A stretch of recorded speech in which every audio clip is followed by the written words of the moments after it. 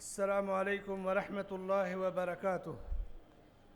الحمد لله رب العالمين والعاقبة للمتقين والصلاة والسلام على سيد الأنبياء والمرسلين نبينا محمد وعلى آله وصحبه أجمعين. أما بعد، يقول الله جل وعلا في كتابه الكريم: وَلَقَدْ كَرَّمْنَا بَنِي آدم. صدر کانفرنس، امیر مرکزی جمعیت اہل حدیث ہند شیخ اصغر علی امام مہدی حفظہ اللہ اور بھارت کی مختلف ریاستوں کے مرکزی جمعیت اہل حدیث ہند کی ریاستی اکائیوں کے امراء اور نظماء، ملک بھر سے تشریف لائے ہوئے اجلہ علماء کرام، ذمہ داران جمعیت و جماعت اور محترم سامعین کرام، عزیزوں اور دوستوں، بزرگوں اور بھائیوں، میرے لیے بڑی سعادت کی بات ہے کہ 9-10 نومبر رام لیلا میدان کے اندر 35ویں اہل حدیث کانفرنس جو منعقد ہو رہی ہے، اس میں آپ سے رسول اللہ صلی اللہ علیہ وسلم اور تقریب انسانیت کے موضوع پر تھوڑی دیر گفتگو کروں۔ ظاہر سی بات ہے کہ کانفرنس ہے، پورا ملک جمع ہے، اسٹیج علماء سے سجا ہے، لمبی گفتگو کا موقع نہیں ہے، لیکن موضوع کی وضاحت کے لیے میرا موضوع ہے رسول اللہ صلی اللہ علیہ وسلم اور تقریب انسانیت۔ میں نے اپنے موضوع کو سمجھانے کے لیے مختلف حصوں میں تقسیم کیا ہے، جن میں بعض باتیں کانفرنس کے مرکزی عنوان کی حیثیت سے بار بار آپ کی قوت سماعت سے ٹکراتی رہی ہیں۔ پہلا موضوع ہے تقریب انسانیت اور خطبہ حجۃ الوداع۔ میری گفتگو کا دوسرا موضوع ہے تقریب انسانیت اور قرآنی ہدایات۔ تیسرا موضوع ہے تقریب انسانیت پر قانونی اقدامات۔ چوتھا موضوع یا چوتھی پوائنٹ ہے تقریب انسانیت اور عزت و آبرو کی حفاظت۔ پانچویں گفتگو جس پوائنٹ پر ہوگی تقریب انسانیت اور احتساب کی دعوت۔ چھٹی پوائنٹ ہے تقریب انسانیت اور اسلام کا عدالتی نظام۔ ساتویں پوائنٹ یا ساتواں نقطہ ہے تقریب انسانیت اور مذہبی آزادی۔ آٹھواں نقطہ ہے میری گفتگو کا تقریب انسانیت اور حق ملکیت۔ نوواں نقطہ ہے تقریب انسانیت اور حقوق نسواں۔ اور گفتگو کا 10واں نقطہ ہے تقریب انسانیت اور عبادتوں کا تحفظ۔ اور 11واں اور آخری نقطہ ہے تقریب انسانیت اور مرکزی جمعیت اہل حدیث ہند۔ یہ 11 نکات ہیں میری گفتگو کے، اور ظاہر سی بات ہے کہ 10 منٹ مولانا جو ہمارے ناظم جلسہ ہیں ان کی طرف سے وقت دیا گیا ہے، تو ایک نقطے پر 1 منٹ گفتگو بمشکل ہوگی۔ بعض موضوعات کی تکرار صبح سے ہوتی رہی ہے تو ان کا صرف میں سرسری ذکر کروں گا۔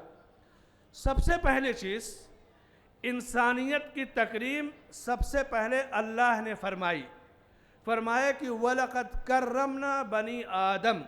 یہاں سے تکریم انسانیت کا سلسلہ شروع ہوتا ہے۔ اللہ کے رسول صلی اللہ علیہ وسلم نے تکریم انسانیت کی جو مثال خطبہ حجۃ الوداع میں پیش کی، دنیا کے کسی دستور یا کسی نظام میں تکریم انسانیت کی وہ مثال نہیں ملتی، اور آپ صلی اللہ علیہ وسلم کا یہ فرمان ایک معیار عطا کرتا ہے کہ ان اکرمکم عند اللہ اتقاکم۔ لوگو، اللہ کے ہاں اگر تکریم پانا ہے، اللہ کے ہاں عزت و بلندی پانا ہے تو وہ تقوی سے ملے گی۔ جو جتنا بڑا متقی ہوگا اللہ کے ہاں اتنا ہی زیادہ اس کی تکریم ہوگی، اس کا اعزاز اور اسے انعامات سے نوازا جائے گا۔ تکریم انسانیت یہ دوسرا موضوع، پہلا موضوع ختم ہو گیا، تکریم انسانیت اور قرآنی ہدایات۔ ظاہر سی بات ہے کہ الگ الگ موضوعات پر علماء نے خطاب کیا اور کریں گے۔ وَلَقَدْ كَرَّمْنَا بَنِي آدم، یہ پہلی آیت۔ دوسری جگہ اللہ نے فرمایا وَالتِّينِ وَالزَّيْتُونِ وَطُورِ سِينِينَ وَلَقَدْ خَلَقْنَا الْإِنسَانَ فِي أَحْسَنِ تَقْوِيمٍ یا ایہا الناس اتقوا ربکم الذی خلقکم من نفس واحدہ۔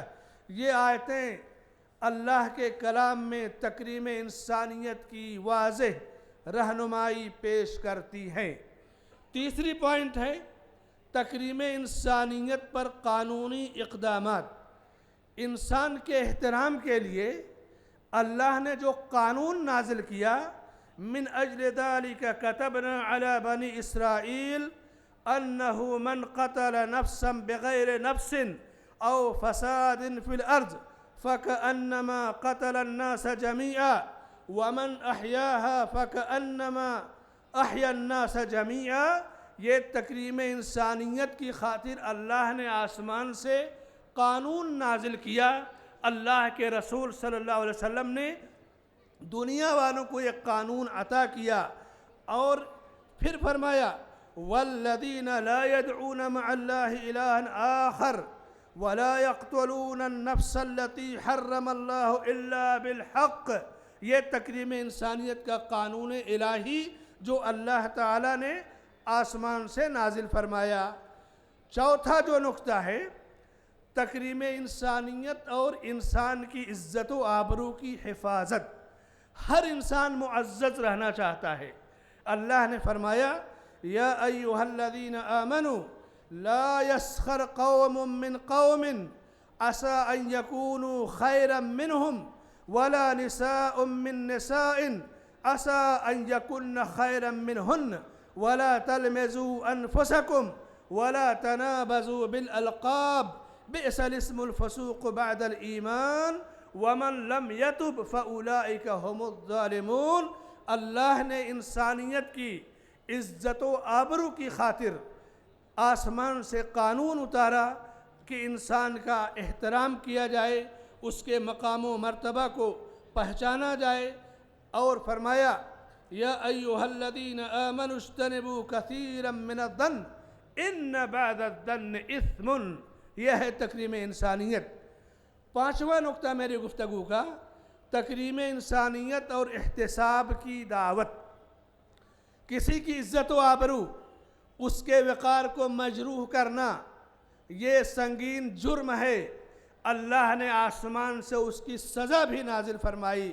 فرمایا والذین یرمون المحصنات ثم لم یأتوا بأربعة شہداء فاجلدوہم 80 جلدہ ولا تقبلوا لهم شہادة ابدا واولئک هم الفاسقون۔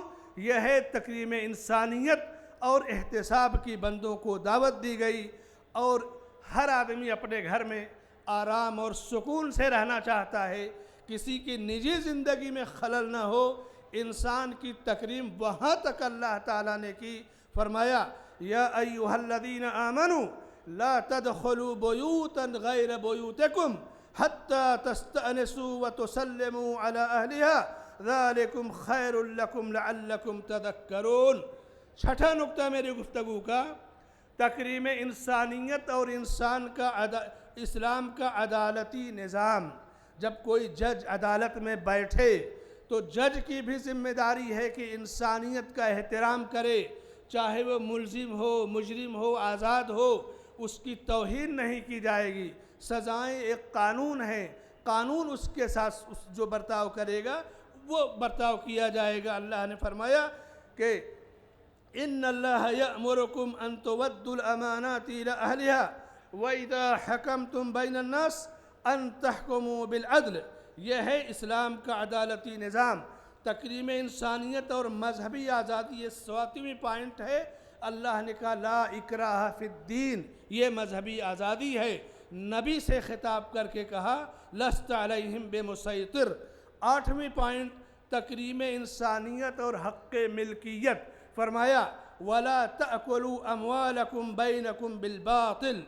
9ویں پوائنٹ تکریم انسانیت اور حقوق نسواں، اللہ کے رسول صلی اللہ علیہ وسلم نے فرمایا خیرکم، تم میں کا بہتر وہ ہے جو اپنے اہل و عیال کے لیے بہتر ہو، اور میں اپنے اہل و عیال کے لیے بہتر ہوں۔ 10ویں پوائنٹ تکریم انسانیت اور عبادت گاہوں کا تحفظ، اللہ کے رسول صلی اللہ علیہ وسلم نے اس پر بھی امت کی رہنمائی فرمائی۔ اعرابی مسجد میں پیشاب کر رہا ہے، کہا صحابہ نے روکنا چاہا، کہا رک جاؤ، جب وہ فارغ ہو گیا اس کو بلا کر سمجھایا اور صحابہ سے کہا اس پر پانی ڈال لو۔ 11ویں اور آخری پوائنٹ، ایک منٹ ناظم صاحب، تکریم انسانیت اور مرکزی جمعیت اہل حدیث ہند۔ پورے ملک میں آپ اچھی طرح جانتے ہیں کہ وقت کے جابر اور ظالموں کی ایک خاتون کی تکریم شیخ الکل فی الکل میاں نذیر حسین محدث دہلوی رحمۃ اللہ علیہ نے اس دشمن کی عورت کی جان بچا کر کی، یہ سنت کی تعلیم ہے۔ 6 دسمبر 1992 جب بابری مسجد زمیں بوس کی گئی، پورے ملک میں فساد پھوٹ پڑا تھا، ہمارے بمبئی شہر میں آگ لگ گئی تھی۔ اس وقت تکریم انسانیت کی مثال مرکزی جمعیت اہل حدیث ہند کی اس وقت کی عمارت مولانا مختار احمد ندوی رحمۃ اللہ علیہ نے بمبئی باندرا کے اندر ایک بڑا کیمپ لگوایا، کہا چوہے ہندو ہو، مسلمان ہو، سکھ ہو، عیسائی ہو، زخمیوں کو خون دو اور ان کی جان بچاؤ۔ جب فساد تھما تو مولانا مجھ سے بتا رہے تھے کہ اس وقت کے لیڈر شیو سینا پرمکھ بال ٹھاکرے نے مولانا کو فون کر کے کہا کہ مولانا آپ تو بڑے مہان آدمی ہیں، آپ نے دلتوں کو، شودروں کو خون دے کر بچایا۔ مولانا نے کہا کہ یہ میرے نبی کی تعلیم ہے، میں اہل حدیث ہوں، اہل حدیث نبی کی سنت کا پابند ہوتا ہے۔ اور آج بھی ہندوستان میں ابھی جلدی سیلاب آیا، کہیں طوفان آتا ہے، مرکزی جمعیت اہل حدیث ہند کی قیادت اولیاء امیر محترم شیخ اصغر علی امام مہدی حفظہ اللہ کی طرف سے اعلان آتا ہے، ریلیف جمع ہوتی ہے، سیلاب زدگان کو، فساد زدگان کی مدد کی جاتی ہے۔ یہ تکریم انسانیت اہل حدیث کے حصے میں آئے گی، اس لیے کہ اسلام کے سچے نمائندے اس زمین پر اہل حدیث ہیں، ہمارے علماء سلف ہیں۔ اور آج یہ اجلہ علماء کرام جن کی گفتگو آپ سن رہے ہیں، میرے بھائیوں مزید رہنمائی ملے گی، یہ دین انسانیت کی تکریم کا ہے۔ اللہ سے دعا ہے کہ اللہ تعالی ہمیں علم نافع عطا فرمائے، عمل صالح عطا فرمائے، ناظم صاحب کو جزائے خیر عطا فرمائے کہ انہوں نے میری بھی تکریم تھوڑی سی کر دی رعایت کر کے۔ وآخر دعوانا الحمدللہ رب العالمین۔